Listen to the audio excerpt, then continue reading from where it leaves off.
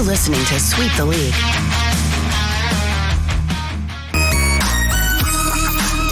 Hey, this is George Iceman Gervin, and you're listening to Sweep the League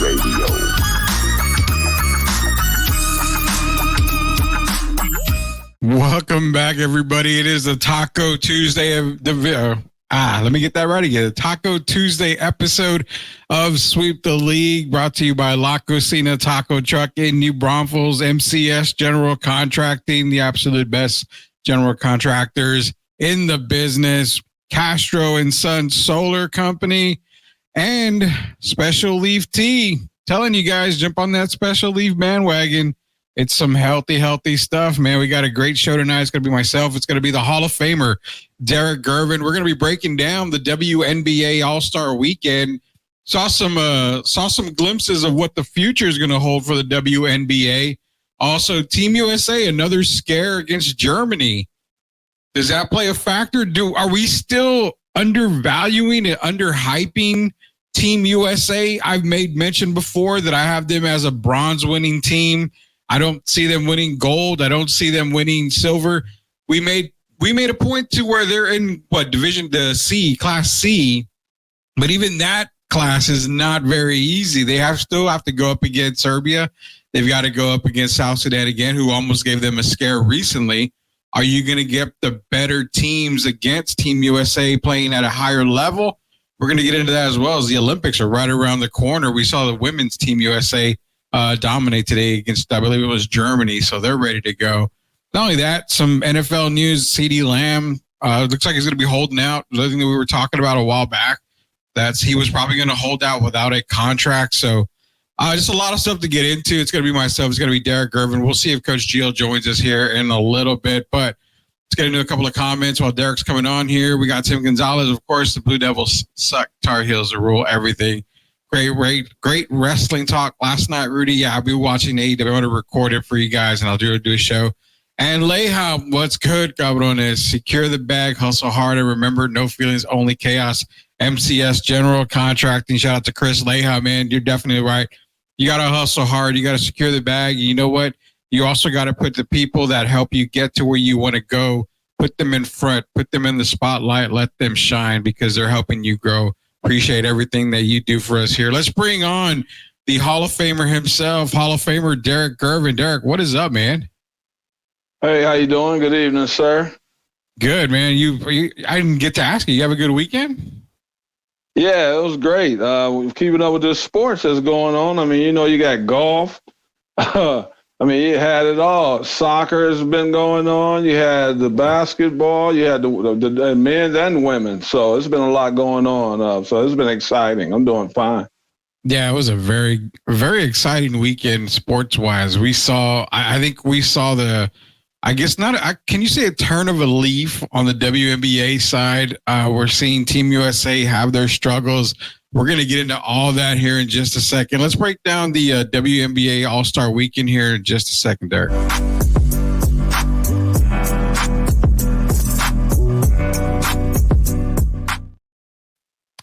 Got another comment from Radine. Why not pay Dak? He's a top 5 quarterback. It's crazy. We're going to get into that. Trust me. We're going to get into NFL talk in the second part of the show here. A lot of Cowboy stuff coming out, so we will get into that. Don't go anywhere, Radine. Appreciate you joining the show. This first segment is brought to you by MCS General Contracting. MCS General Contracting, like we've been saying, the foundation is the most important part. Even for a sports talk show like us, it's built on foundation. MCS General Contracting has helped us build that foundation to provide the sports talk and the entertainment talk that we provide to you guys out there. So shout out to Chris Leha, MCS General Contracting, proud sponsors of Sweep the League. The segment is brought to you by MCS General Contracting. You saw Team USA, Derrick, versus the WNBA All-Stars on Saturday. We talked a little bit of Friday night about how the WNBA Friday night, the skills challenge was okay. The 3-point contest was okay. The 3-on-3 competition was okay. They're doing a good job building, the All-Star Weekend for the ladies, but then you get into the actual game. And you saw Enrique just go crazy. And I mean, she's been a star in the league for a while, but what I noticed the most was you saw what you and I have been talking about. All the talk about Caitlyn versus Angel, and there's got to be hatred and all that. That seemed to have been squashed a little bit, in my opinion, on Saturday night because they both played together. At the end, Angel talked pretty highly of Caitlyn. So I like the new turning of the cheek thing that we're seeing in WNBA because Angel made a little comment at the end saying, who knows, in 4 years, maybe they'll be able to actually play together as teammates. I kind of liked what I saw from the WNBA All-Star game. Well, it was a great game overall. The game was very exciting. One of the most exciting that I've seen, men or women. And, of course, the Angel and Caitlyn dynamic, of course, has been going on basically since college now. So I'm hoping we can finally put that behind us and just move forward, man. It was a great thing. They got a lot of good things going on right now in the WNBA, including the $2 billion. $2.2 billion over 11 years. That's big. So, you got to start somewhere. So I'm excited, man. I mean, Caitlyn and the Angel both played well. I thought pretty much everybody played well in the All-Star game. It was a competitive, but it wasn't anybody really playing a bad game. Everybody was hustling, giving their all. And I thought it was something that was fantastic as they continue to grow the WNBA game. And I'm going to continue to support them. Yeah, it's been a fantastic season so far. I had a bunch of ups and downs, more ups more than down at all. I mean, I know the whole, like we said, Caitlyn, Angel, all that stuff going on. It was eventually going to pass over. And I think the WNBA did a great job because having both of those rookies in the WNBA All-Star game, you showed, and it showed everybody that this league is on the right path. And I'm excited to see what else is coming up here. For the WNBA, great job, man. Great shout out to the WNBA there. Ray Dean's got an quick NBA question. I'm going to let you handle this one. Do you think the Lakers with 2 top 10 players can win a championship? That's a tough one, Ray. I think the Lakers, I can't overlook them. I'll say they're in the mix. How about that?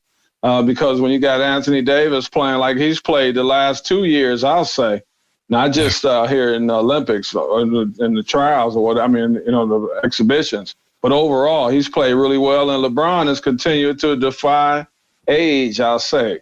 And so you got to always put them in the mix. Of course, they got Dalton Connect and Bronny now. So I think Dalton Connect is going to be a really important part of their roster. I think he's going to play a lot of minutes. I'm excited to see what they can do with him and Hachimura and Austin Reeves on the wing. And maybe they need one more wing player, but with the team they have right now, I could see them being one of the top 6 teams. I'll say that. I don't think it's kind of like, when you talk about Tom Brady and Patrick Mahomes, it's kind of rule out LeBron James. I mean, I know he's missed the playoffs a couple of times in his career, but it's kind of hard to rule him out. We know for a fact the West is loaded this year. Like, it is massively loaded in the West to where, I mean, even you've got Spurs fans already talking about, well, they got to win 40 games. And I still don't have them. I think Vegas has them at 36. I still got them around 28, 29, 30 right now. So, I mean, I'm not buying it. But, the West being really loaded, the Lakers with 2, top 10 players, anything can happen. I always tell everybody, give it till the All-Star break because that's when the trade deadline is. If they make another move or two and the right move, then you're talking that the Lakers could be one of the better teams in the West. But right now, I'm kind of like with Derrick. Can't really put them in the playoffs just yet, guaranteed. Are they a top 6 team in the West? I don't really know yet. They're definitely a play-in team. I think they're a play-in team more than they are a playoff team, Derrick. They're not much better right now than last year on paper.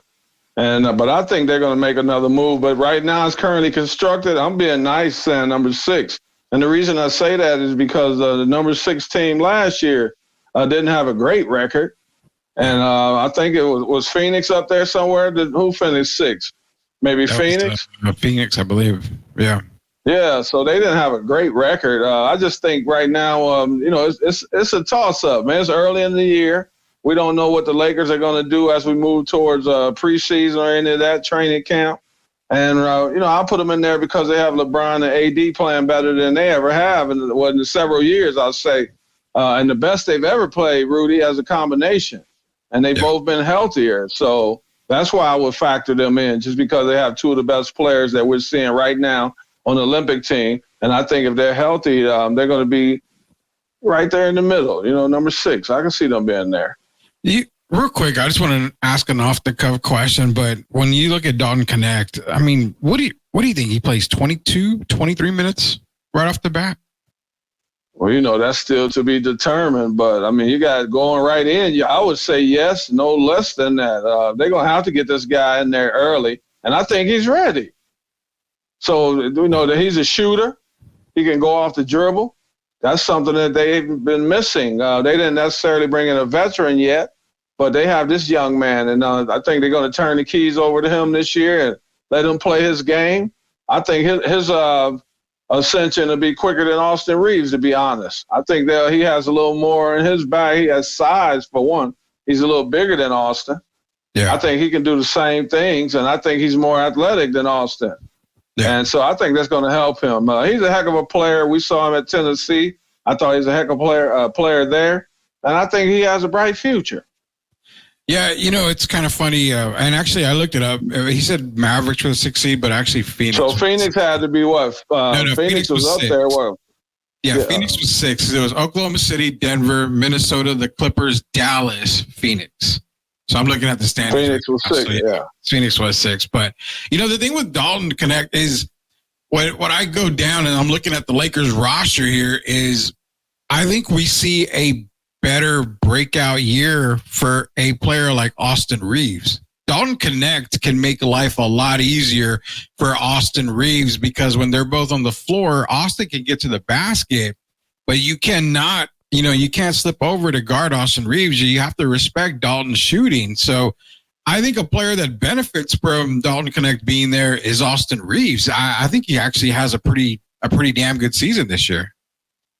I think so. I agree with that, but we got to factor in the style of play. We don't know what kind of style J.J. Redick is going to implement. We know it's not going to be the same plays that Darvin Ham was running, so that's different.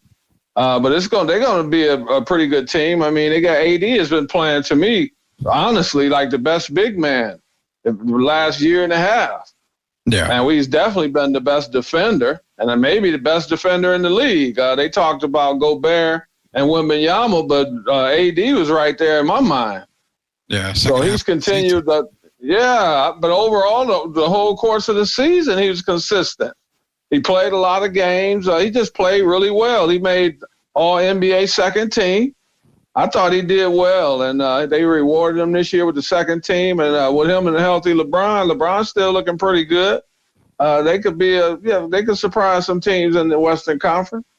Yeah, I definitely think they can, man. If you guys want to subscribe to our YouTube, we surely would appreciate it. We're giving away a lot of stuff. We just gave away an Amazon gift card yesterday, $25 Amazon gift card just for subscribing. I mean, you got to take advantage of all the prizes and all the stuff we're giving away because you know what? It's free to subscribe. Last time I checked, YouTube doesn't charge you to subscribe. So just all you got to do is get to your YouTube, subscribe to Sweep the League, or you can just go to YouTube at Sweep the League TV. Basically subscribe and you can get into all the giveaways that we have here at Sweep the League. So, getting back to WNBA talk because of the weekend was there, Derrick. I started to really think about something here. And I started thinking, man, I'm going to go all over the place. You got the Celtics. You had the domination of the 49ers. You've got, the Pittsburgh Steelers. You got, even the NBA, you've got the Lakers. I mean, so many, the New York Yankees in baseball. How do people overlook the fact that the Houston Comets, the original Comets, won the first 4. They had a 4-peat in the WNBA. The very first 4 titles were in Houston. How are they not ever considered as a dynasty in that era, like for that era? But also, they were probably the most dominant big 3 that we've ever seen assembled in any sport, I think, for basketball at least. I mean, you're talking Cynthia Cooper, Cheryl Swoops, and Tina Thompson. There was nobody beating that trio at all. Well, you got a lot of the younger people today that don't keep up with the history of the game. So They only know the me, what's been going on the last 10 or 20 years or so 15 years. So they didn't keep up with the Cynthia Coopers and the Tina Thompsons, the Jeanette Arcanes, and the Kim Perrots. They didn't know anything about that. But without question, they're one of the greatest teams that ever played, and they're the first to do it. Yeah. I mean, you had the league going on 4 years. They won 4 championships, and that wasn't just by coincidence or happenstance. They had some outstanding players that played together. They played for the betterment of the team as opposed to playing for themselves, and they put it all together, and they were rewarded with it. And, of course, they had 2 of the best players that ever played. And Tina could also arguably be in there as well when you talk about the best that's ever done it. Yeah, that's what I was thinking about earlier, man. Like, geez, you've got to give them so much love when it comes to the Houston Comets. That was definitely one of the dominant teams, overall teams in any sport, any of the major sports. I mean, you're talking the Celtics are the only team to ever win multiple, and I'm talking 4+ outside of 8 in a row. Yeah, I mean, there's no team that's done it in the NBA. No team's done it in the WNBA. I mean, Buffalo Bills with the 4 Super Bowls, but I mean, they haven't won. So that's got to be one of the bigger and better types of accomplishments in all of sports. Ray's saying that Gabe Vincent is back too for the Los Angeles Lakers. So, I mean, the Lakers are they're going to be. I think they're going to be about the same. They won 47 games last year. I kind of put them around that 47 wins as well. Again, I don't see more. I don't see less. With a healthy Gabe and possibly a healthy Jared Vanderbilt, I mean, you're looking at a different team. And Vanderbilt played an important part when he was healthy. I won't say this past season, but the season before in the playoffs. So if you get a healthy Vanderbilt back and you get Gabe Vincent finally acclimated to the team, he doesn't have to worry about Spencer Dinwiddie still in his minutes. So they give him an opportunity, and I think J.J. Redick is going to start off playing an 8 or 9 guy rotation. I really believe that 8 or 9 players to start off and try to go that way and see how it goes, because you got to give some of those guys, Hachimura and all those guys, an opportunity to be on the floor. And I think they're going to be a little better team than last year, but it still remains to be seen because it's still got a lot of moves out there that are going to happen before the year is over. Is it difficult to predict what the Lakers are going to do only because of J.J. Redick? I mean, when you had a head coach being hired, you were like, okay, Pop's here. He's a head coach. We're going to expect hard defensive players. We're also going to expect, a half-court game. Same thing with like Jerry Sloan. You get in those types of teams. But not only that, you look at a guy like Mike D'Antoni, and you're like, okay, it's going to be a fast-paced offensive game. It's going to be score, probably not much on the defensive end. But with JJ coaching the Lakers, it's difficult to say what they're going to run. So would it be ideal to think that it's going to be tough for the first maybe month for teams to actually figure out what the hell the Lakers are doing? Because nobody has seen this guy coach. Nobody knows how he's going to coach. I mean, he's got, Nate McMillan as an assistant as well as Scotty Brooks, 2 different styles of coaches. So it's going to be difficult, to figure out what these Lakers are going to do right off the bat. I think they're going to get up and down the floor. JJ is a guy we know that shot the 3-pointer. Yeah. And he's conformed to today's game. And he knows that it takes that 3-pointer to win. And I think that's why one reason they brought in Connect. I think healthy Gabe Vincent can knock down shots. They've got some guys who can shoot the ball. LeBron shot a pretty good percentage, the best of his career, I believe, last year from 3. And so D'Angelo Russell is back. Hopefully he'll be a little more comfortable. And they got a roster. I mean, anytime you got AD out there, it covers up a lot of mistakes on both ends of the court. So when you got that, it always keeps you at least in the running. And some teams haven't upgraded, like my Denver Nuggets. I don't think they've upgraded. So that's one team that the Lakers could give problems. And there's some others. Golden State is still a question mark. We don't know what they're looking like yet. Sacramento is a question mark now with DeMar DeRozan. But they lose, re-signed Malik Monk. So we don't know how that's going to work. Sabonis, is he going to play? We don't know if he's going to be the All-Star during the regular season. And then the playoffs, we know what Sabonis we get. So they got a lot, so it's a lot of teams so the Lakers, that's why I put them in that 6th spot. There's a lot of teams that still have questions. The Pelicans still have questions. That one team that we talk about, and we talked about them recently, is the Phoenix Suns with, Durant, Beal, and Booker. We say, man, they got to get a point guard. There's actually a point guard, surprisingly, that's out there right now. I'm kind of dumbfounded as to how he hasn't been signed, even to a minimum deal. I mean, he deserves more than a minimum. But if I'm Phoenix, I'm making that phone call to Markelle Fultz. And I'm saying, you know what? Let me see if I can get you back into the Phoenix area. Let's get you into Phoenix. Run the point. I'm not asking you to be a scorer. I don't really care if you shoot. Run the point. I think a Markelle Fultz would be an excellent distributor and floor general for Phoenix. So that way you're not relying on Bradley Beal or Devin Booker to bring the ball up. I don't know. Is it crazy to think that Markelle Fultz could be a starting point guard for that Phoenix team and make a difference? Fultz, or they might even entertain. We'll see what happens because the Knicks brought in Cameron Payne, and we're going to find out that they jumped the gun on that because that kid Tyler Kolek is nice. Oh, yeah. He can really play the game, and I think they're going to have to find minutes for him. But, yeah, if you can get a Markelle Fultz, some energy, a guy that's still got some years ahead of him, he's been healthy the last year or so. I would take a chance on that. Phoenix definitely needs a point guard. That's not even a question. We've been through that. We've tried it. It didn't work without a point guard. Devin Booker is not a true point guard, and neither is Bradley Beal. So you got to have someone that can come in there and run the offense. And until they do that, I look at them as the same team they were last year, only I don't think they would finish as high in the rankings right now with the same team. Yeah, I don't know. And the other team that came to mind for point guard position was obviously the Milwaukee Bucks. I mean, Markelle Fultz with Milwaukee frees up Dame, comes off the screens. It allows Giannis to roam a little bit freer. So of both teams that need a point guard, I think we're looking at, for me, it's Phoenix that desperately needs it with the stars that they have there. I think Fultz fits in really well there. You're right about the Cameron Payne.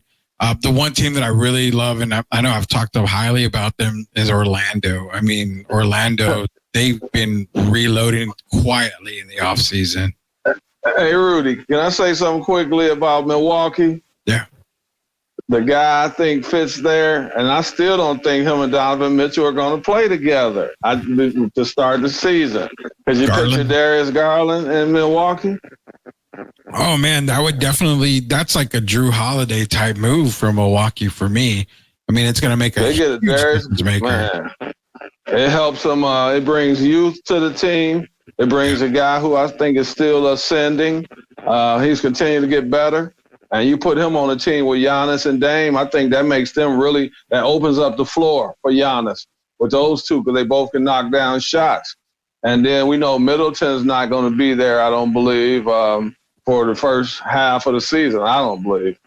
But they got to figure out what they're going to do. But if you bring in a guy like Darius Garland, you get better immediately. It speeds up the tempo, and he's a guy that can go off the dribble and get in there and create, or he can score. Yeah, I'm thinking Darius Garland does make sense there in Milwaukee. Tim's asking a few questions here about Team USA. Tim, on the way back from the commercial break, we're going to do our Team USA breakdown for you here. So just be a little patient. We'll get to some Team USA talk on the second part of the show here. Jeff Garcia, Locked On Spurs. Shout out to Locked On Spurs. He's in here. Rudy, do you think teams will sleep on the Spurs next season? I really don't know on that sense of the Spurs if they're going to be sleeping on them. Everybody has Victor Wembanyama circled. I mean, they know exactly what they're getting into when they're playing the Spurs. But again, as constructed, I still have them at that 30 wins. Maybe, like I said, 32 is my ceiling right now. That's what I've got them as currently constructed. So not so much that they're sleeping on them. I think the Spurs can they can sneak up on a couple of teams and maybe make it tough and difficult for teams. But I think Victor's going to be great this season like he was last year, probably a little bit better. But again, there's nothing on the team that screams that this team's going to make a whole lot of noise, Derrick. Well, teams won't sleep on them because the Spurs play hard 48 minutes. And if you look at it, they played pretty good in the last 25 to 30 games of the year. And teams remember that. Some of the young guys on these new teams or these new players might have to be made aware of it, but all the veterans are aware of it. Spurs are going to be there. They're going to compete until the clock says 0. And so, no, teams aren't going to sleep on them. Yeah, that's what I'm thinking too. I mean, they're going to know exactly what, they're getting into when it comes to the San Antonio Spurs this year. I don't think they're going to be sneaking up on anybody or anyone's going to sleep on them. Definitely not, especially with Victor playing now. I mean, Victor's been playing out of his mind. So when we get back, we're going to talk about Team USA. We saw the struggles with South Sudan. We saw the struggles with Germany. Derrick and I have talked a little bit behind the scenes on this stuff. We're going to get our takes here for Team USA as they head in to the Paris Games. Let's be honest, I have more faith in the women's Team USA winning gold than I do the men's, but that's been my concern here for a while is the men's team. So we're going to get into some Team USA talk when we get back. It's Hall of Famer Derrick Irvin and Rudy Campos Jr. for Sweep the League. Shout out to MCS General Contracting, Special Leaf Tea, also La Cocina Taco Truck, and Castro and Sons Solar. We'll be back, guys.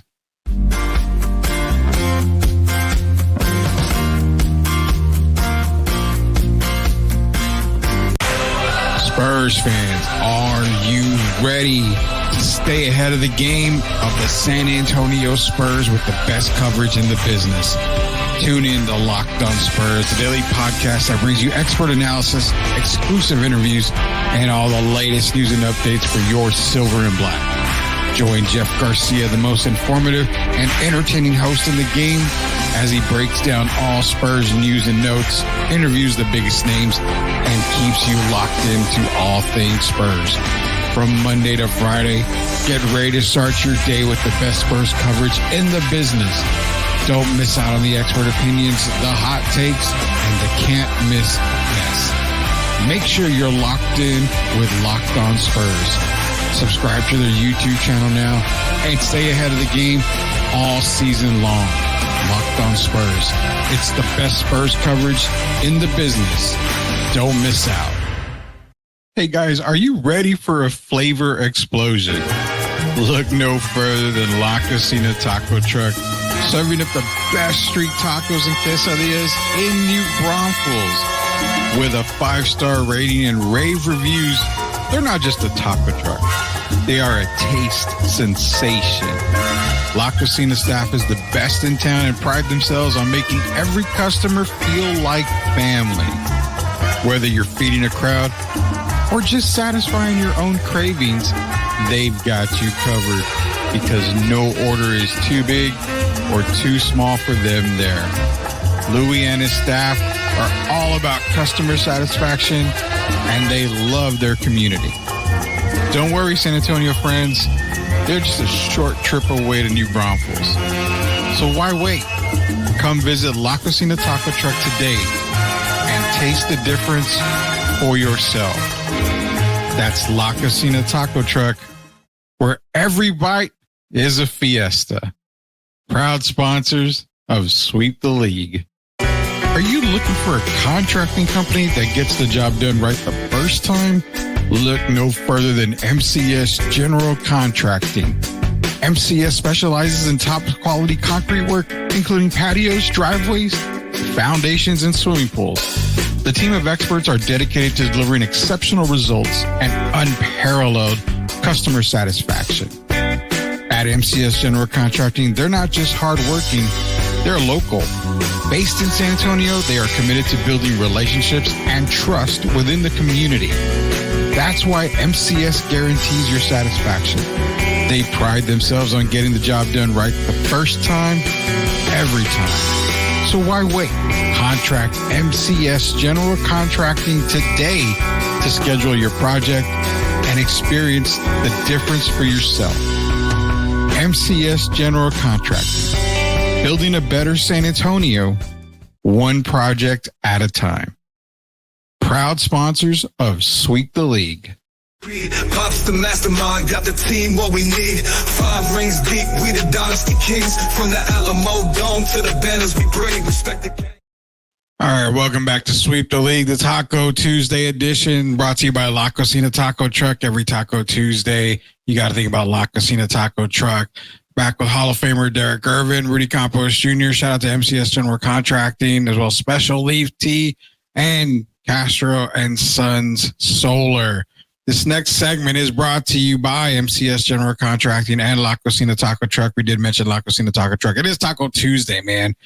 I wish Taco Tuesday was every day, because then you hit up La Cocina every day, Thursday through Sunday, 8 p.m. till the last person leaves. The best street tacos and the best quesadillas around South Texas. Trust me, believe me, the absolute best. Wouldn't lie to you. Derrick and I would never lie to you about that. We're telling you the truth here. That's La Cocina Taco Truck, proud sponsors of Sweep the League. If you want to call us, we have the Sweep the League call-in number is 830-499-1852. Drop your takes. Drop some questions. Do whatever you guys want to do. Speaking of Taco Truck, what's up, Louis? Louis in here. La Cocina himself here. It is Taco Tuesday. Hit up La Cocina Taco Truck every Thursday through Sunday, 8 p.m. to the last person leaves. What up, Louis? How you doing, man? So, Derrick, before we go to the Team USA talk, Jeff's back in here. He says, Derrick, you've played pro ball. Do teams really sleep on the opposition? Yes, because sometimes you expect it to be a walkover, so you don't prepare yourself like you should mentally and physically. And, you end up having what they call an upset. It happens a lot of times. It shouldn't happen, but it does. Sometimes you just think you have too much firepower for another team. And as we know, that on any given day, anything can happen. So if you don't come out prepared and the other team makes the right adjustments and they come out prepared and they want it more, yes, teams can overlook the opposition without a doubt. Yeah, it happens a lot, and it happens just about in every sport, man. You overlook a team, and you've got the big game in 2 weeks, and then you have that week before you have the big game, and you're just showing up, and you get your butt handed to you. It happens all the time, man, in sports. So Ray Dean's in here, and he's dropping like a lot of stuff that we were talking about. He's dropping a lot of great comments too. He says you need the great assistant coaches collect have gone will help JJ achieve some success. Yeah, I mean, the Nate McMillan, Scott Brooks is going to help JJ Redick tremendously already. So I think that was two great hires for a guy with no coaching experience. That's definitely two great hires. That's where I think it's going to be the difference for JJ. It's going to be kind of tough to actually game plan for the Lakers this year to start the season. So we're going to talk some Team USA now. This segment is brought to you again by MCS General Contracting and La Cocina Taco Truck. So Tim's dropped a couple of comments here. He says, to me, Derrick and Rudy, Team USA need to cut down on their turnovers, play defense. That's their weakness. He's also mentioned the fact that he wants to take on USA versus Germany. I believe it was the women's today, earlier today. And then the other questions that he had was something's wrong with Team USA's men yesterday, Derrick and Rudy. Okay, yeah. So overall, the Team USA performances against like South Sudan and then, of course, against Germany, Team USA was down. I mean, they were losing. It took the one player that you and I believe that if you're going to circle this guys to be the man, you're in trouble. And it's funny because you talk about one of the quote unquote greatest players of the game. And if LeBron James has to be the man, it's safe to say that Team USA is not going to be the man, right? Well, I said going into this tournament, I was hoping he wasn't the best player. Maybe that'll change with the addition of Kevin Durant coming back. But, well, I told you, Rudy, yesterday about KD. So I'm going to take that back because it looks like KD's going to be out for a while. Yeah. He's still having calf problems. So I think they got to make some adjustments. I still think they got to figure out, I guess Embiid looks in a little better shape now. But they got to spread the ball a little more. Sometimes they get a little stagnant and they start going too much one-on-one. And I think that's what hurts them the most. The ball's got to move, and it's got to move consistently. And if they do that, then I think they can win the gold medal. But we know saying if is a big word. Only 2 letters, but a very big word. So they're going to have to make some changes. And, of course, Kerr is going to have to figure out the lineup. I know he's been playing the second lineup. He's been playing everybody the same amount of time. Derrick White, Jason Tatum, Anthony Davis, and Bam Adebayo have all been playing the same amount of minutes. And, of course, Anthony Edwards has played some extra minutes. But they got to figure this out. We can't do the 5-5 thing, I don't think, all the way through. I don't think that's going to win for us. So Kerr is going to have to make some adjustments. Is he treating it like, how do you say, almost like an all-star type of game where, I mean, I would treat it more like the NBA. You've got your roster, you've got your lineup. If guys play, they play. If you guys got guys that are getting 10 minutes a game, 8 minutes a game, it's whatever. It's for the benefit of the team. I feel like he might be coaching as if this was an all-star game. Well, I'm going to get these guys out, and then I'm going to get these guys out. I'm going to let them play. I'm going to let them run. I don't know if that's just lost in translation somewhere when it comes to coaching Team USA, because you're putting the best players possible from the NBA. Majority are all-stars a lot of time and superstars in the game. You've got to coach it, I would still think, as if it's a regular NBA team, man. I just feel like they buy into it too much. Rudy, I think the NBA team is the problem. They got to think differently. It's like right now, if you look at it, Halliburton went from like 16 minutes to 14 minutes to 7 minutes to not even playing. Yeah. And they need a true point guard out there, and that's Tyrese Halliburton. He brings a lot to that team. He speeds up the pace of the game. He can hit that jump shot. It's not the prettiest jump shot, but he hits it at big times. And he's done it here in these exhibition games. And it's like Kerr has forgotten about him. I think he's pivotal for this team moving forward. They're going to have a guy like him that can get around guys, that can get in the paint and distribute, or he can finish. And that's what we're missing right now. We need him. He's big. Yeah, I agree. And that's what I'm saying. It's kind of like you got to figure out and it's weird because you got to figure out the rotation, but this is something you had to have figured out way before the Paris games. You had to have this rotation down. I still feel like Kerr is still messing around with the rotation. He's probably still trying to find his starters. I personally, this is just me, and to explain it, I don't know, but I personally don't like when Anthony Edwards and LeBron are on the court together. I don't know why I don't like it. I think it's too much ball dominance of a player for both guys, and that's why I feel maybe they should be separated a little bit. But you're not going to put LeBron on the second team. Anthony Edwards is kind of making a big stink about coming off the bench. He wants to be a starter. So that's where I feel like, I don't know, is it time to let the balls drop and just say, you know what, I'm running this damn team how I want to run it, and take these egos out? Because I think the egos are still trying. They're still basically, they're coming out, and it's going to affect Team USA in one of these games. And I feel like it's going to be a problem in one of these games, and that's why I don't have them winning the gold. Well, I still don't trust them because of some of the individuals, man. Embiid is not a very trustworthy guy when it comes to team play. Yeah, exactly. And Anthony Edwards sometimes wants to be the leader of the ship. Devin Booker wants to be the leader of the ship. I think the only one that's accepted his role basically is Jason Tatum. And he's the one that seems to have sacrificed his offense the most, other than Halliburton, who doesn't even hardly play. But, yeah, they got to make some changes, man. They got to figure it out. I think Halliburton just makes them a better team.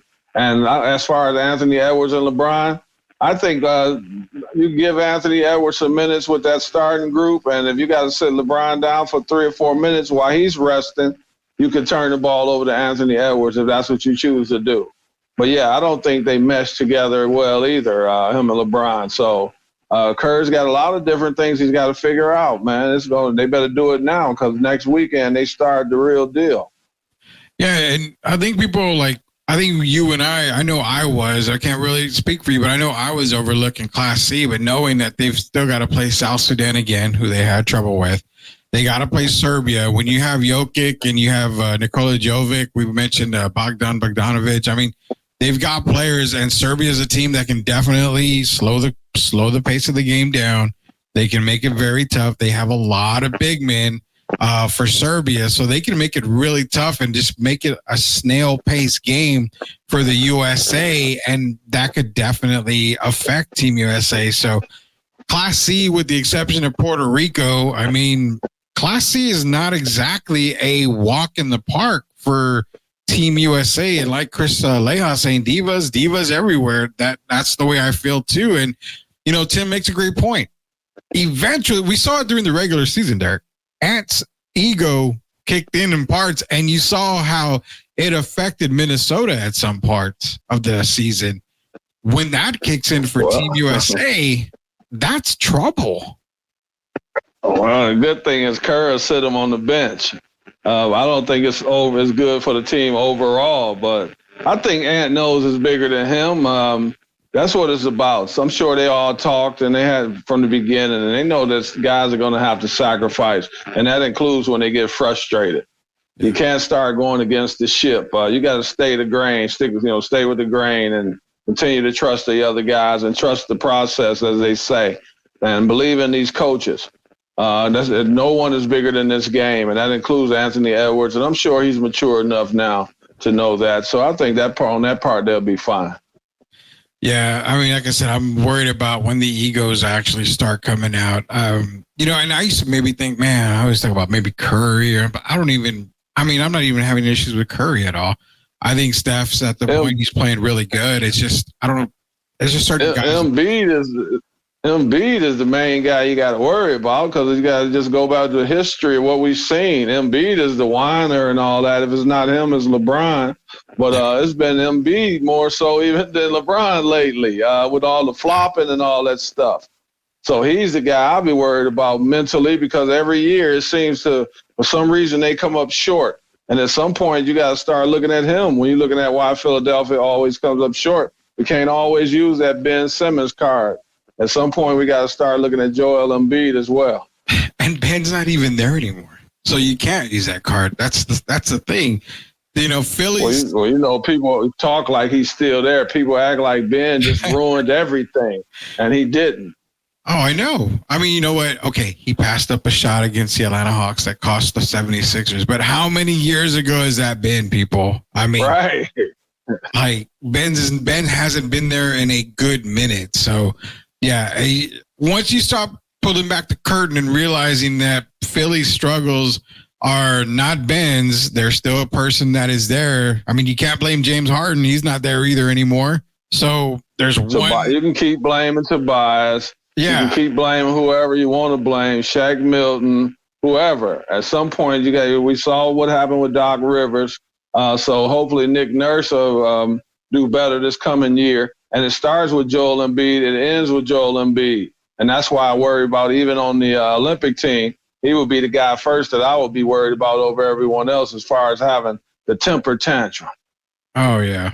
Yeah, for sure. And I see Jeff's comment here. I'm going to get into this comment here about Gilbert Arenas. I read a little bit about it. I heard it, and he even left the comment on there for us. But before I get to Jeff's comment, let me get to JC's real quick. Special Leaf T out here. It says, good evening. Should international play be included in a revamped NBA, making a more competitive global ball environment?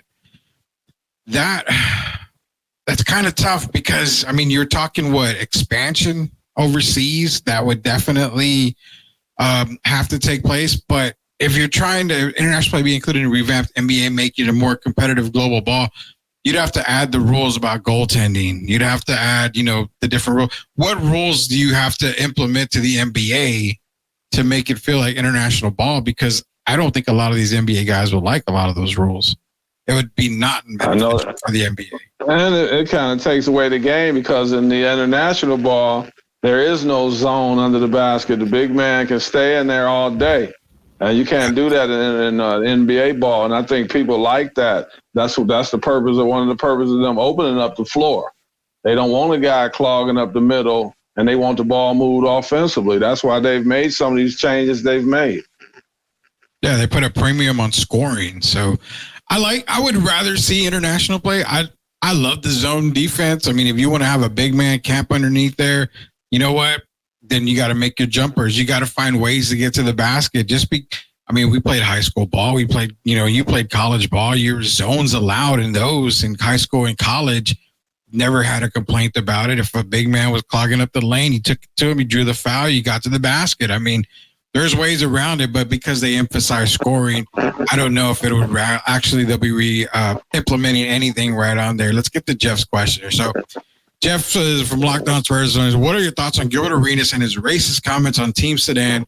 Comments that Embiid was throwing the game for Sedan, etc. He's getting cooked today. He also did mention Basically, it was Embiid throwing the game for his cousins, and the explicit, they don't even have shoes. They get their shoes from America.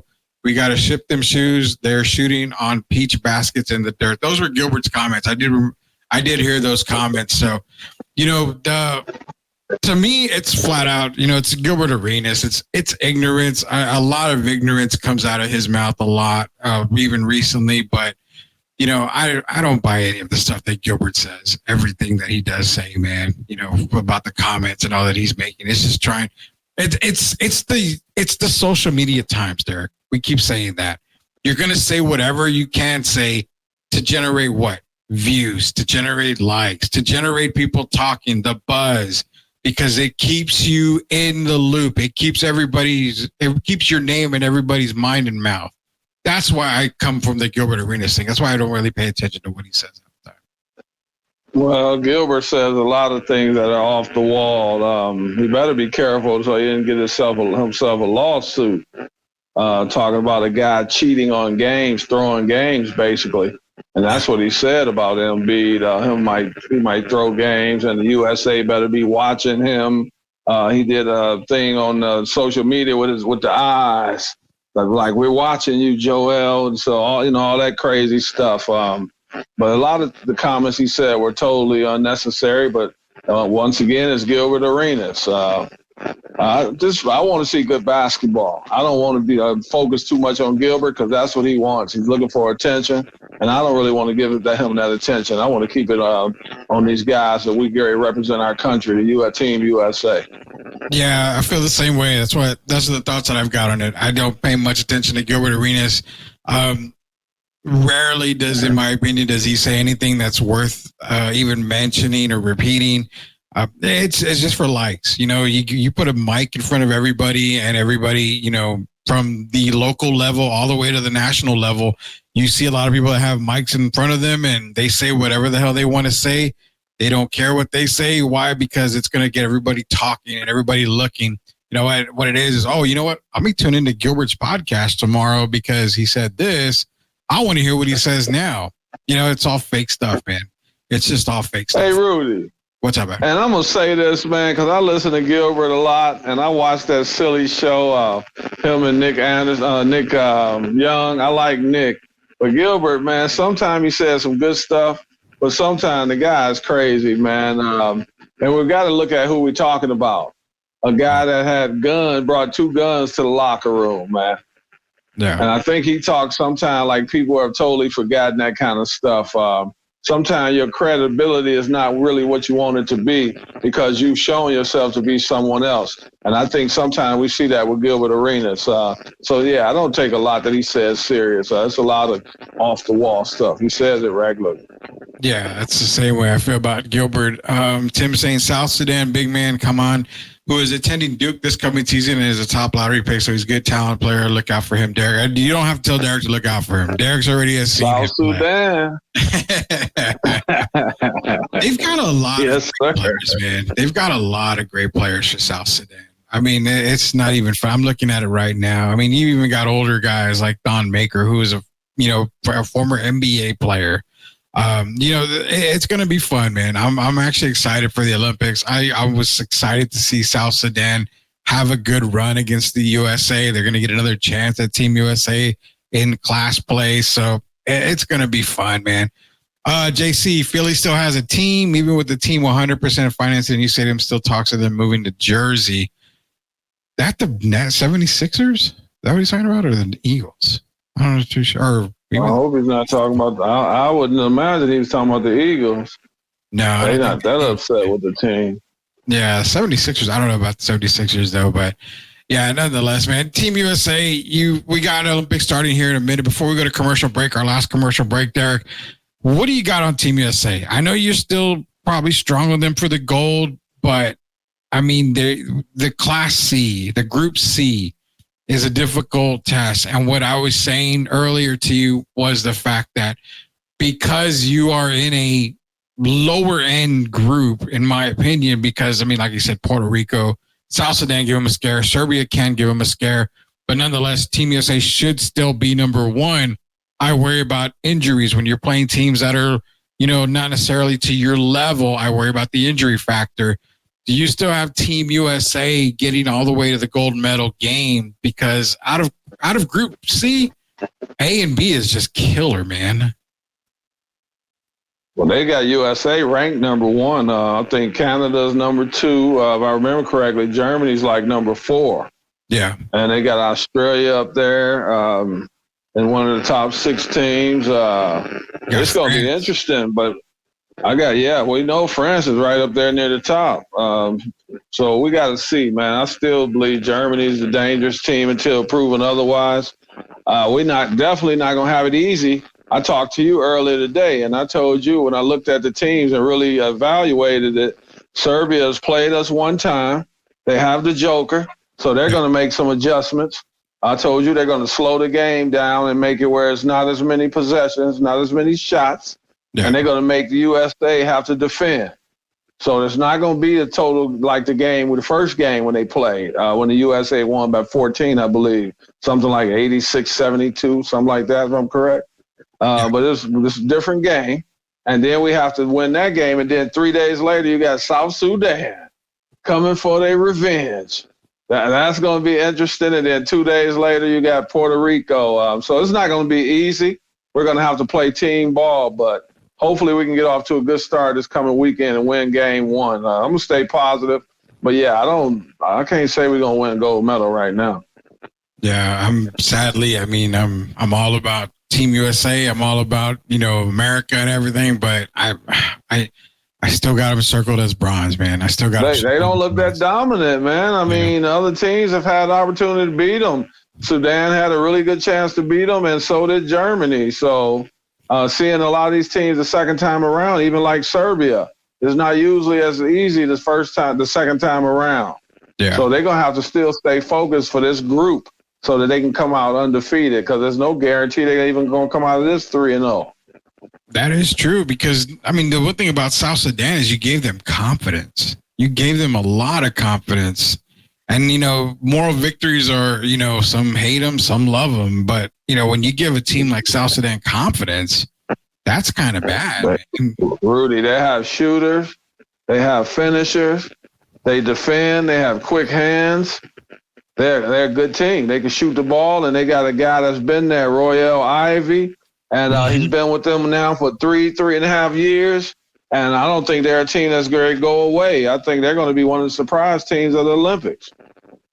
Yeah, I can see them beating Serbia and Puerto Rico.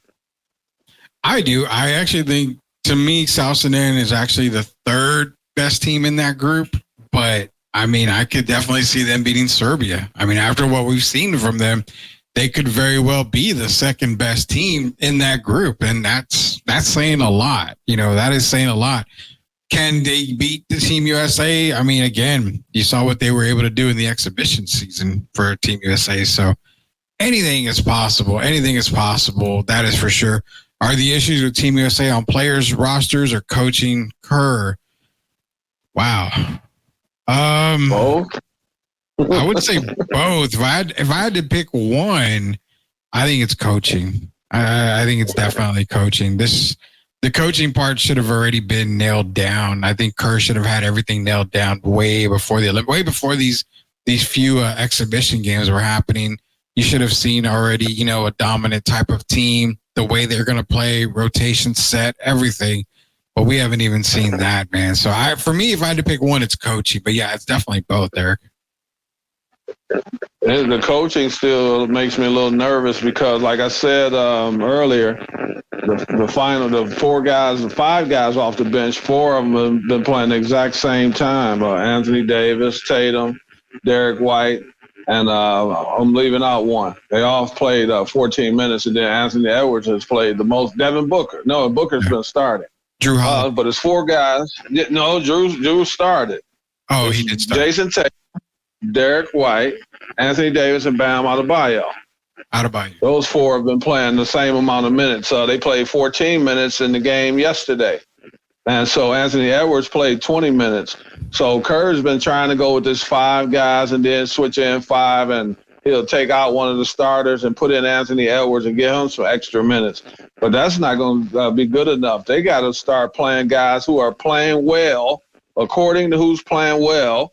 I don't care about we can't go on the script that we're going to play a guy 14 minutes if he's not producing. Yeah.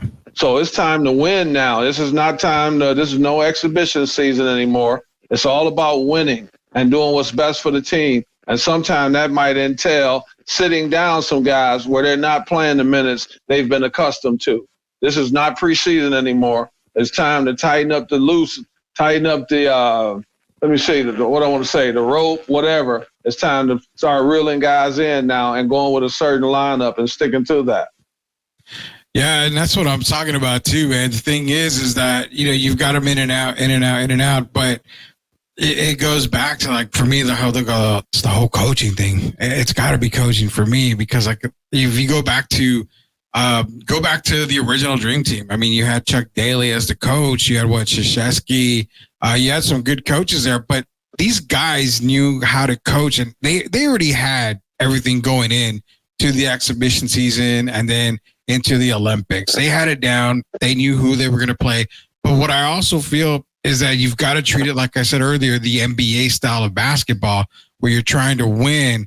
Because put it this way, if you've got a team of shooters out there, you've got to be able to match up to them. You can't say, okay, well, my five are out there. Oh, okay, well, let me get my next five out there. Hell, if you got no defenders, if you got nobody that can score on a certain lineup, what good is that going to do you? You've got to coach to what the other team is doing for you, against you. That's what I have a feeling that Kurt's doing. He's like, put him out here, put him out here, put him out here. It's like, hey, Rudy, have you ever thought about, not to cut you off, I'm sorry, but have you ever thought about, you have a coach like in Steve Kerr's position? Sometimes when you taste this success, guys don't listen. They can be a little hard-headed, a little stubborn. Yeah, I've seen Ty Lue try to talk to Kerr sometimes, and I don't know how receptive he is, but sometimes you got to come outside of yourself and you got to give for the team as well, just like the players. And sometimes I wonder if Kerr really listens to Ty Lue's thoughts, or if he listens to his other assistant coaches' thoughts, what they have to say. And to me, that's important, isn't it? It's very important. I mean, you got Foster, who's won. Yeah. Ty Lue has won.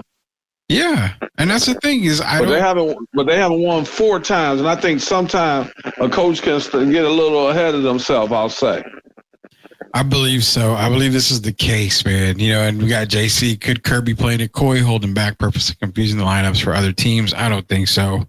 I don't think so at all, man. I don't think he's playing coy. Honestly, I really don't think he actually has it locked down just yet. I mean, I have yet to, and I've seen a couple of Team USA games. I haven't seen all of them, and I haven't seen the entire games, but there's times where they look good, and it's like, okay, this is what we're seeing. And then you've got the next game, South Sudan, and it's like, what the hell's going on? My thing is, where's the adjustments? If you are, the head coach of Team USA, you need to listen to your assistant coaches, because you've been a head coach, I've been a head coach. The thing is that I have assistant coaches. You have assistant coaches for a reason. There's things that I'm not seeing that you're probably seeing. I need your input. There is ideas where, you know what, I'm coaching this way, but it's not working. What do you have? I need your help. I need your input on this. That's the whole point of assistant coaches, man. I mean, they're there to help you succeed. They're there to help you. But I feel like you're right. He's not listening to him. And I don't know if he's playing coy, but I have yet to see this team gel the way they should have been in the offseason. We're going to need to pick up the pace, like against Serbia. That's why I said Tyrese Halliburton. Yeah. You got a guy sitting down that averaged 10.9 assists a game, man. And we need to be getting out, using our advantage, which is getting out on the break. And that's what we need to do. That's how you don't kill guys on the other end. You can get out and get some easy baskets, and then you got a chance to get back on defense. But I don't like our half-court game that much. I think sometimes, like I say, we become stagnant. We don't move the ball quick enough or move it to the right guy. And that's what's been hurting us the most. So the guys are going to have to give in and stop being, thinking about themselves, I'll say, and start playing more for the team. And if they do that, then they've got a chance to win gold. Yeah, before we go to commercial break, our last commercial break here, we'll come back talk some NFL. We'll get to Jeff real quick. We actually talked about this a little while ago. The NBA completely going 100% FIBA rules and style. They won't do it. There's no way. You're talking about goaltending in the NBA. You're talking about clogging up the lane. They've been trying for years, and they've succeeded of getting out of that. You know, remember the 89 to 75 games. You know, they want high scoring. They want fast-paced games. If you adopt the FIBA rules, you're talking about zone play. You're talking about a big man clogging the lane. It's going to be nothing but shooting, but you know what? It's going to be boring. Extreme physicality. Yeah. So, I mean, you're definitely not going to probably adopt it. Now, can they adopt some of the rules? I don't know. I mean, I like the goaltending rule. It helps, you know, for, you know, when you're going to international play. But again, it kills the scoring. I mean, they love what they're doing in the scoring column, 120 points, 130 points. You know, they love it. It's exciting for fans, but then you see the international play and it just kind of affects everything that they do for Team USA. So I fully don't think that they will bring in any type of FIBA rules at all. I think they're just going to keep it the way it is. When we come back, we're going to talk some NFL talk. Dallas Cowboys, CeeDee Lamb, Derrick, he's holding out. He's not going to report on Wednesday, tomorrow. So he's holding out. You got people screaming, you got to pay CD, but you don't pay Dak. Hello. We've mentioned before, Dak Prescott. We're gonna have to let everybody know again our feelings on why you do pay Dak Prescott. Hall of Famer Derrick Irvin, Rudy Campos Jr. We get back. It'll be NFL talk. It'll be the last quarter here for Sweep the League. Shout out to MCS General Contracting, Special Leaf T, also Castro and Sons Solar, and La Cocina Taco Truck. We'll be back.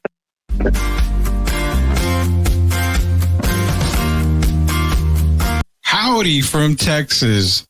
You've got to be tired of the sizzling electric bills and the Texas heat, right?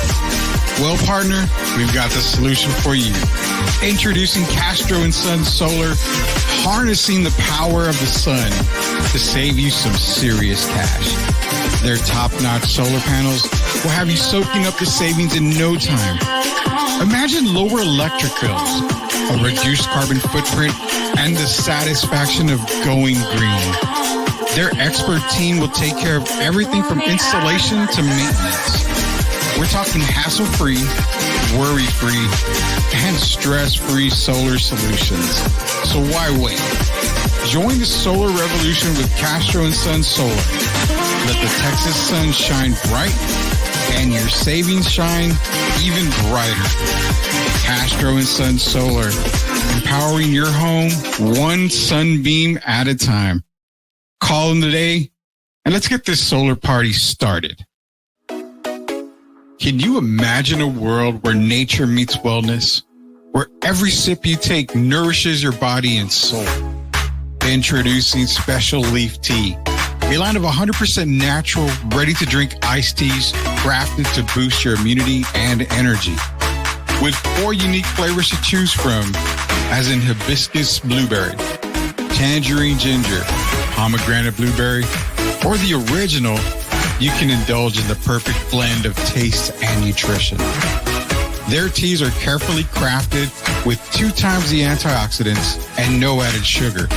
They're known to help with blood pressure, hypertension, type 2 diabetes, cholesterol, weight management, and even provide natural energy without caffeine. Join the movement towards natural wellness. Order now at www.specialleaf.com and start sipping your way to a healthier, happier you. Special Leaf Tea. Nature in every sip. Proud sponsors of Sweep the League.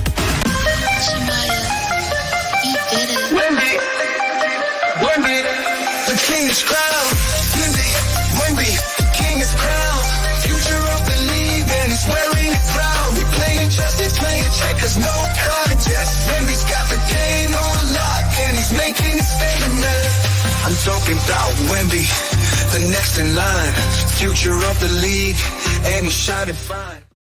That is the Wemby song. It is available on Apple, iTunes, Spotify, wherever music is available. Go download it now. collaboration between STL and SOTB. We got a lot more music coming out. Are you wrestling fans? We got a Lucha Underground song that's getting ready to be released, as well as other songs worldwide. Shout out to our sponsors, MCS General Contracting, Special Leaf Tea, La Cocina Taco Truck, Castro and Sons Solar, all proud sponsors of Sweep the League, all in partnership. STL, Sweep the League, partners with Locked On Spurs. You'll catch us on Locked On Spurs. You'll have Jeff here on Sweep the League. Got a nice little partnership going there. This last segment is brought to you by MCS General Contracting, La Cocina Taco Truck, Castro and Sons Solar, and Special Leaf Tea, all proud sponsors of Sweep the League. And we're getting to NFL, man. It's funny because I'm looking at some of the comments and I'm laughing during the comments. And I have Leha in here. It says, y'all remember that scene from Rush Hour 3 where the cab driver is talking to us about USA basketball? It's going to be real funny if they don't win gold. I've been saying they're going to win bronze, so I kind of feel a little happy if they don't win gold, but it would be kind of funny. I do remember that scene in Rush Hour 3, man. People are kind of expecting them to win gold, and I mean, they got the talent, they got the team too. I just don't know if it's like a puzzle, Derrick. You got everything there and it's put together, but you got those few pieces that just don't fit right, and you got to get them in there somehow. It's just like, man, where does it go? It goes somewhere in here. That's the way I feel about Team USA, man. That's why I don't have them winning gold. Like, I really don't. Well, the rules are one thing, and then the mixture of players is another. So we'll see if Kerr and the guys can make the adjustments. There are going to be several adjustments they're going to have to make, and they have to do them quickly. And, hey, no time like the present. They got to figure it out. They go into these games this weekend, and I'm hoping we're ready. I'm going to support them. I think they win game one, hopefully against Serbia. But, yeah, it's not going to be a cakewalk at all. Yeah, definitely not. Leia's also here. Shout out to Castro and Sons. They got him set up with the panels. Quick thing about Castro and Sons Solar. If you guys contact them and you guys do go solar, we're going to take care of you here at Sweep the League as well. So you're going to get a nice little prize from us here from Sweep the League. We're partners with Castro and Sons Solar. I'm actually looking at to getting my solar panels up here pretty soon. I'm in negotiations for that because, geez, man, CPS bill. We don't have CPS out here. We have GVEC, and oh my God, the bills are crazy. I'm like, no, man, I got to figure something out, Derrick. I'm about to get a couple of pencils and start rubbing them together. What they used to do, and all that stuff from back in the day, man. I got to get something to create electricity out here because this is way too expensive. So, yeah, so.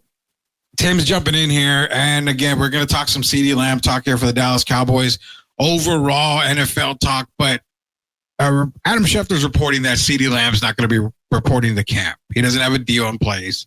They're trying to get a deal done to where he does get into camp. He wants to obviously get paid. I mean, he's making, what, $13 or $17 million this coming season. He wants that Justin Jefferson type of money. I have no problem playing CeeDee Lamb. I have a problem with people like Tim's mentioning and other people saying you do not pay Dak Prescott. How many times? And I'm guilty, Derrick. I'm guilty because I was one of those guys in the beginning. Don't pay Dak. Don't pay Dak. He's not going to win you anything. He's not going to. Okay, he may not win you a Super Bowl, but who in the hell out there is going to win you a Super Bowl outside of Patrick Mahomes, outside of certain players? Dak Prescott was second in MVP voting. And you still have majority of people that say, don't pay Dak Prescott. Guess what? Lamar Jackson is a 2-time MVP. How many Super Bowls does he have? None. So why are we putting the blame on Dak? I mean, you got to have a quarterback in this league. There's no one better out there than him right now. You got to pay him, right? Well, I think you have to pay CD first, of course. And I told you, I remember we had this discussion about Dak and Micah and CD, and I talked about CD was at the top of my charts as far as having to replace him. I thought he was the hardest guy to replace. So I guess maybe they agreed with me because they're making sure they're going to get his deal done. Now, they don't want this to turn into a long holdout. Yeah. And they need to get him in camp as soon as possible.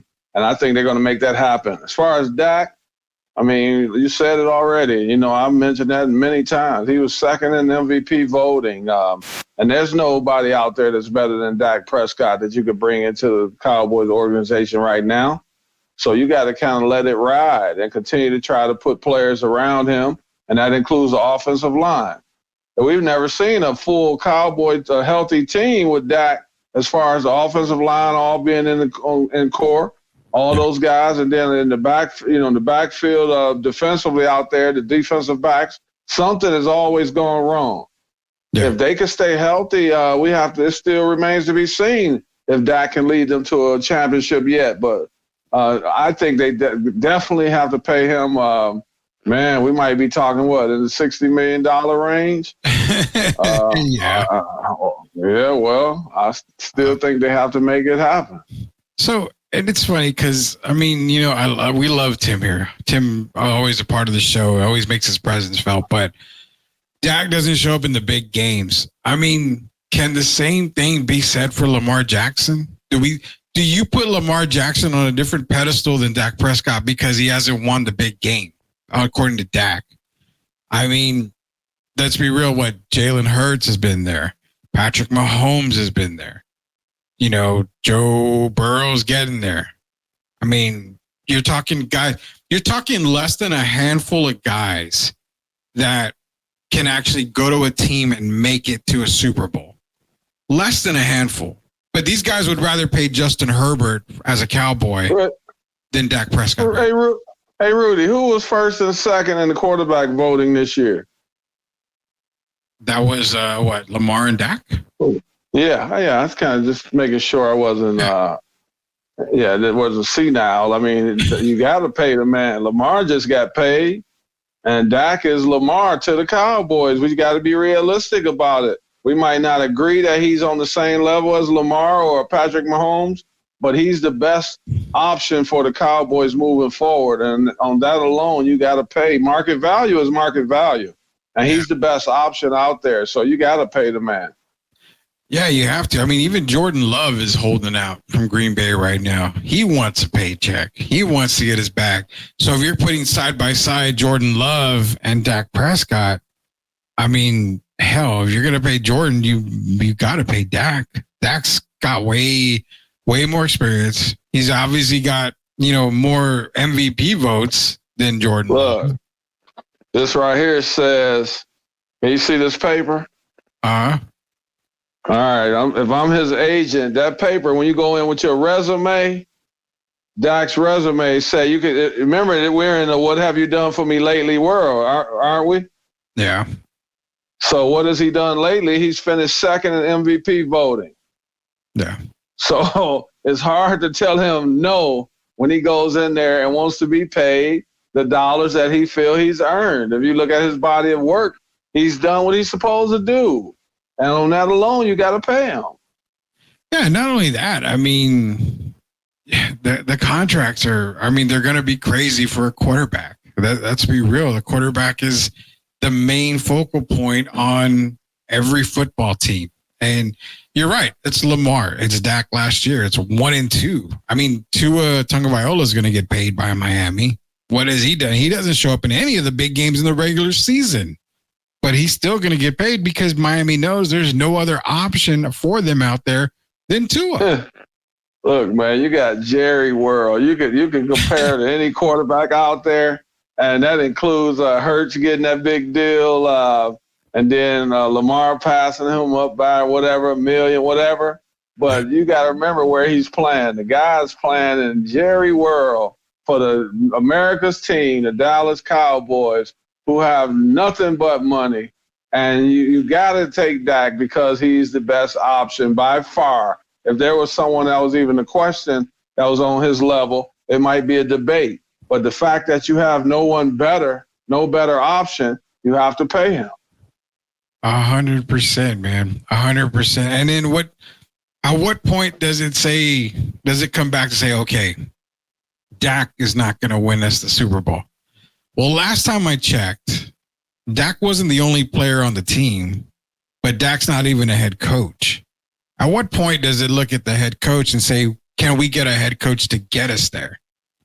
That's where I look at it the most. I think Dak is serviceable, but the only way for a player to be successful is to have the right head coach.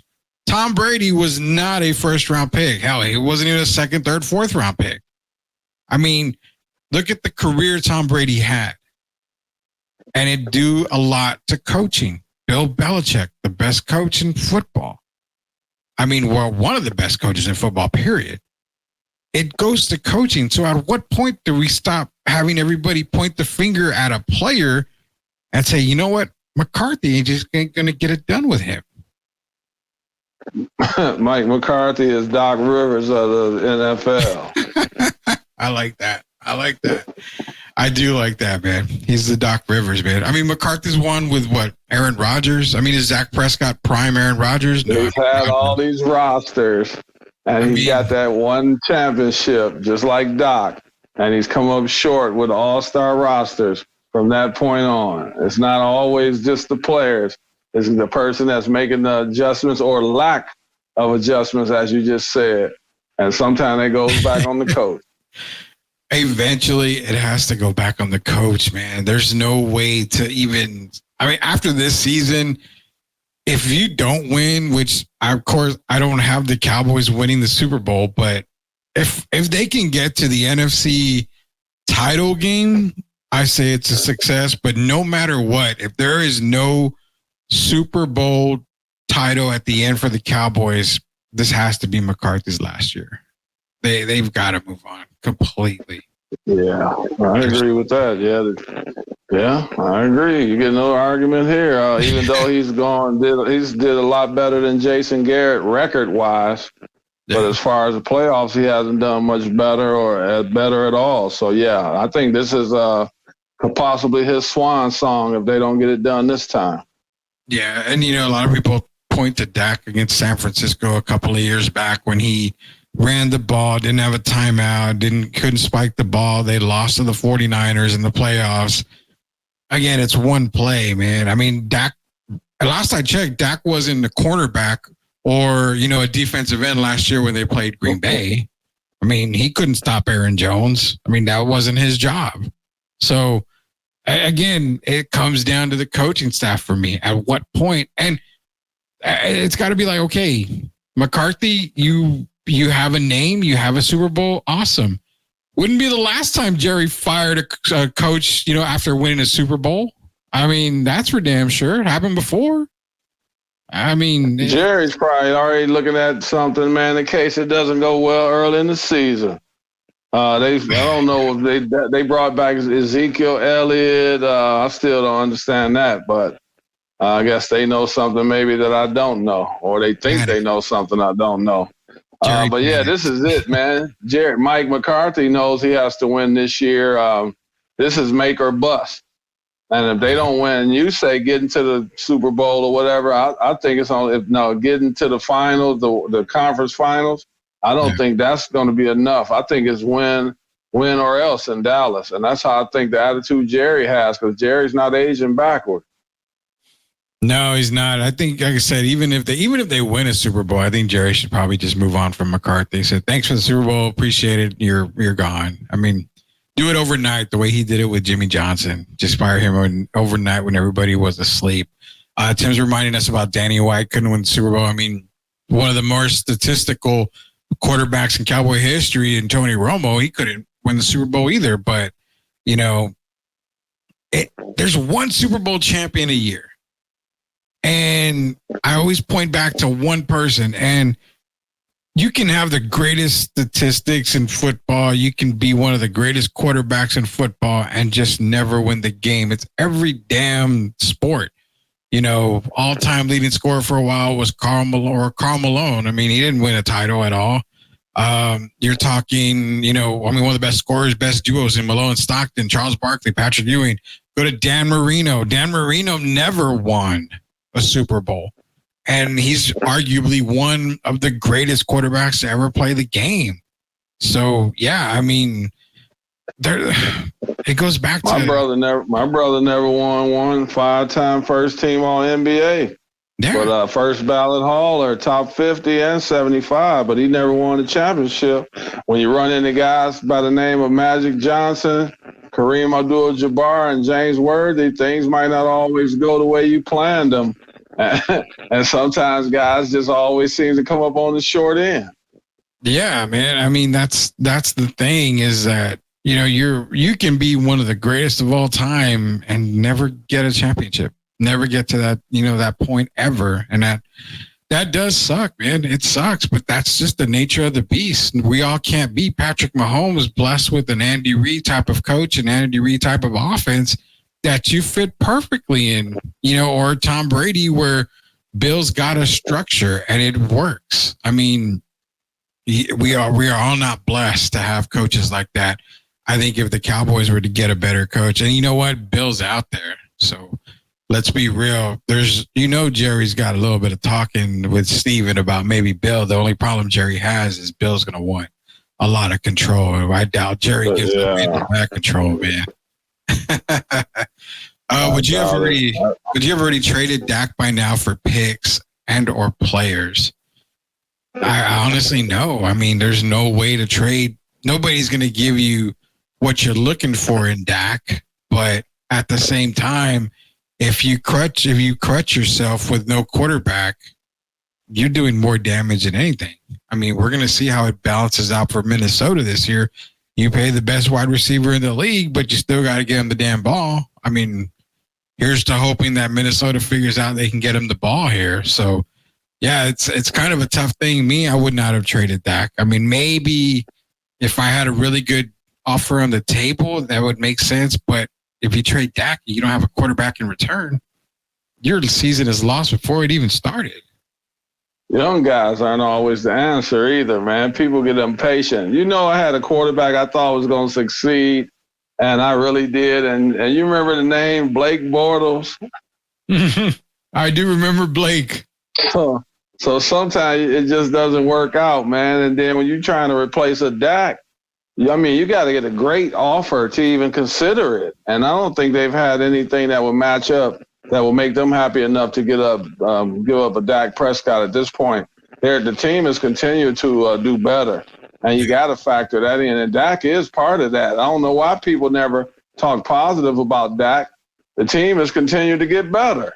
And don't you have to get better before you can get over the hump and win that championship? Yeah. So I think he's done his part, and now they got to pay the man. They got to break the bank for him, and I think he's earned it. And that's kind of, remember what I said when we were talking about who do you pay between Micah, Dak, and CD? You know, I was saying Dak's got to be paid, you know, most important position there. There's really nobody out there that you can pay to help lead your team. And then I made the comment, in the draft these days, you can easily go get a wide receiver one. You can easily go get a defensive end one. And that's why I said I think out of all of them, Micah's going to be the one that's left out. And here we are. You pay CD, you pay Dak, Micah's going to be the one that's probably left out. And that's who I was saying a long time ago is the one guy I think, because you can go into the draft and get, you know, a top defensive end, but you're going to lose Micah Parsons. And it sucks, but I think that's the way that they're going to end up going. I really do. But even at the quarterback spot, do you remember how everybody was on the bandwagon, Cooper Rush? Yeah, I was. Is he the guy that can win a Super Bowl with you? Does he give you a better chance than Dak? That's been proven over the course of time and all these practices or whatever, that's not the right move. So sometimes we could want to anoint these younger guys before their time, and then some we could want to anoint, but they just don't have it in them. And we have to sometimes come to be realistic and accept that and go, you know, you got to see what Stephen Jones, we don't see what they see. And sometimes you got to just believe in your team and the direction they're heading. Yeah. And, you know, let me, before we go, I want to reiterate this because I live by this. And this is from Jerry West. Rest in peace. I've said it before on the show. I'm going to say it again. This is a perfect spot to drop a Jerry West quote. And what is popular isn't always right, and what is right isn't always popular. That's from Jerry West. And that is so true, man. The popular decision isn't always the right one. So, I mean, do you want to cut cutting Dak, letting him go, letting him walk? That's the popular decision right now, but it's probably not the right one. What if he goes to another team, Super Bowl bound, Super Bowl appearances, has a chance at the big game? Then you're sitting there like, what did we do? Well, come on, man. Did Sam Darnold start out blazing saddles? No. No. He's playing better, but he's still not. Did Trevor Lawrence? No. We could think all these guys are going to come in tearing it up. And then you get to the NFL, which is once again bigger, faster, and stronger. Yeah. And some guys just can't make the adjustment. And you see their ceiling quickly. They never get any better. But you got guys like Dak who has continued to get better, to ascend. And he's become the second in the MVP voting. So that means he is on the upward trend. And I got to roll with that. So, yeah, he's got to be signed. Micah's got to be signed, but they definitely need to take care of CD Lamb quickly. Yeah, so I guess before we go, if you had to get one of those guys out, if one of them is the oddball out, which one would it be? I mean, for me, it's going to be Micah. It's got to be Micah. It can't be CD. Let me say, didn't the man have 1,460-something yards last year? Yeah. Yeah, so you got right now, he's hot as fire. So you got to go with him. The odd guy out would be Micah. And Micah's the one that does the most talking. And then Micah's has spells where he hasn't shown up in the playoffs. And that they don't talk about that as much as they talk about Dak. What about Micah in the playoffs? Yeah, exactly. I mean, you got to talk about everything, man. You got to look at everybody. But again, I think with the new NFL numbers coming out, I don't think they've been released just yet. There might be just enough money there to pay all three, but you might be crippling yourself by paying all three, and you have to kind of cut corners somewhere. So we'll end up seeing what's happening. And this was Taco Tuesday. It was Hall of Famer Derrick Irvin, Rudy Campos Jr. Coach Gio is still on vacation. Trust me, Derrick, we paid his NIL deal. He's good. He's just on vacation right now. So, but definitely shout out to everybody that was on the stream tonight. We were at 58, 60 plus on the stream tonight. So appreciate everybody joining us here on Taco Tuesday. We got more talk this week. And actually, I want to give a quick shout out to everybody from last night at the wrestling show. We've got more wrestling content that's going to be coming out. We've got a lot of shorts, a lot of videos coming out. We've got some guys that are going to be doing a lot of wrestling talk. So we are expanding more here on the Sweep the League Network. So just keep your eyes peeled. Hit the subscribe button on our YouTube channel. Go to YouTube at Sweep the League TV. Smash that subscribe button because we got a whole lot coming up. Lockdown says, Jerry, do you think Jerry really wants to win? I think Jerry just wants to make money. Derrick. That's what I've been saying for a while. You think Jerry if he can make money and win, I'm sure he'd take it both ways. But, yeah, of course, money's his first thing. Yeah, money's got to be his first thing. One last one before we go. Who's the most pressure coming up this season, Dak or CJ? Honestly, it's Dak. CJ is just basically a rookie. I mean, yeah, he's still coming off a rookie season. So it's weird. We're going to talk more about CJ Stroud coming up probably later on in the week. I don't think he's going to have that sophomore slump that we see, but I do think he's going to have just a little bit about maybe the same type of numbers, maybe a tad bit less, I think, just because defensive coordinator is going to be able to see. Teams are more aware of him. Exactly. So I think he might. And the team, yeah. Yeah, for sure. So, yeah, I think it's going to be Dak. And appreciate you, Louie, man. Great show, guys. Appreciate you. La Casina Taco Truck. Definitely got to hit them up, man. They got the best food out there, 100%. So, for Hall of Famer Derrick Irvin, Rudy Campos Jr., until we sweep the league again tomorrow, we will see you later, Knuckleheads. Everybody have a good night. Stay safe.